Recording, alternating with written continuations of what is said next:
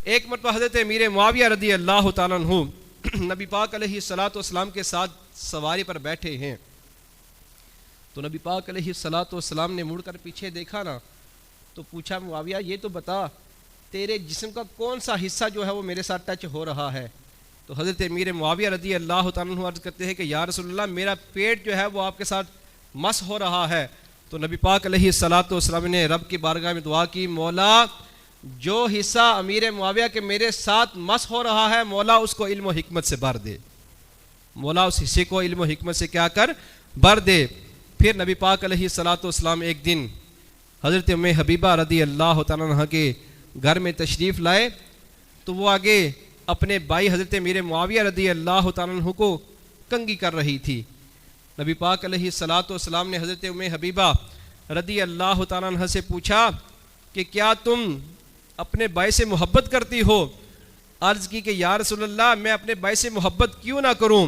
تو نبی پاک علیہ الصلوۃ والسلام نے ارشاد فرمایا ام حبیبہ تو معاویہ سے محبت کر، کیونکہ اللہ بھی اور اللہ کا رسول بھی معاویہ سے محبت کرتا ہے، اللہ اور اللہ کا رسول بھی معاویہ سے کیا کرتا ہے؟ محبت کرتا ہے۔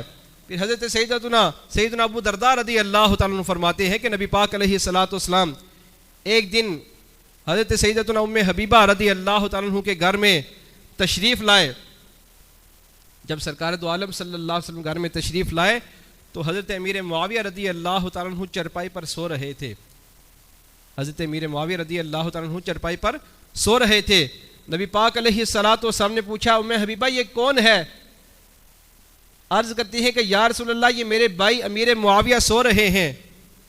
نبی پاک علیہ الصلوۃ والسلام نے پوچھا ام حبیبہ کیا تو اپنے بھائی سے محبت کرتی ہے؟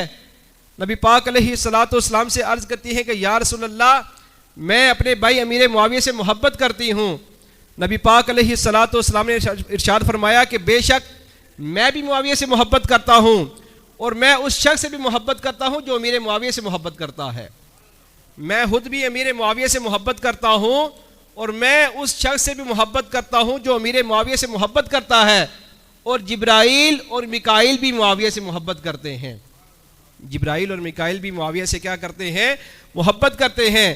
پھر آگے نبی پاک علیہ الصلوۃ والسلام نے ارشاد فرمایا اے ام حبیبہ سن، رب تعالیٰ جبرائیل اور میکائیل سے بڑھ کر معاویہ سے محبت کرتا ہے، رب تعالیٰ جبریل اور میکائیل سے بڑھ کر معاویہ سے کیا کرتا ہے؟ محبت کرتا ہے۔ وہ حضرت امیر معاویہ رضی اللہ تعالیٰ عنہ کہ جن کا عرس پاک اس مہینے میں ہے۔ ایک روز نبی پاک علیہ الصلوۃ والسلام نے ارشاد فرمایا کہ اے میرے صحابہ ابھی تمہارے درمیان ایک شخص آئے گا، وہ شخص جنتی ہے۔ تو اتنے میں حضرت سیدنا امیر معاویہ رضی اللہ تعالیٰ عنہ داخل ہوئے۔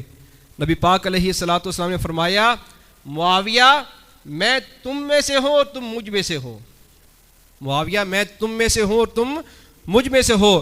پھر نبی پاک علیہ الصلوۃ والسلام نے اس طرح دو انگلیوں کا اشارہ کرتے ہوئے ارشاد فرمایا معاویہ میں اور تم جنت میں اس طرح داخل ہوں گے، میں اور تم جنت میں اس طرح داخل ہوں گے۔